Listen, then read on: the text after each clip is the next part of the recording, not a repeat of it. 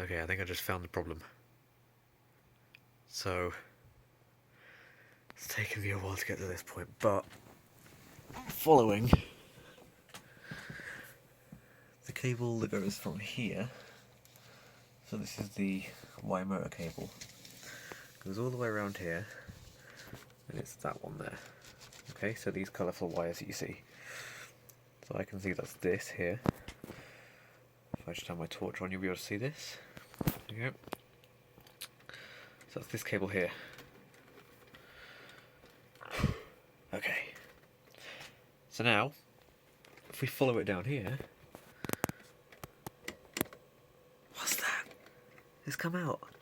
So I think that's the problem I'm having. This has just come out. I messed around with the software and everything, and it just turns out that this is the problem here. Really, man? So the next question is, can I slot that back in? Would it let me? Because it feels like it just wasn't made properly in the factory or whatever. Doesn't seem like it wants to be pushed back in either.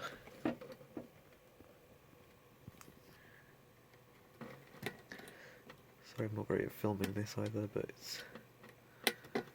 Oh, that felt good.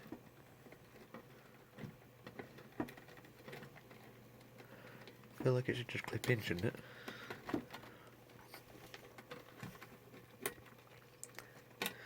Okay, you know what we should do? We should just take the whole thing out. Remember, Mitch, the red one goes on the very... Okay, so I thought I'd just pull another one out. The red one goes on the very far left of it. Hang on one sec, I've got to do this with two hands. Okay, I put it back together. Yes! Look at that though. Back in business, baby.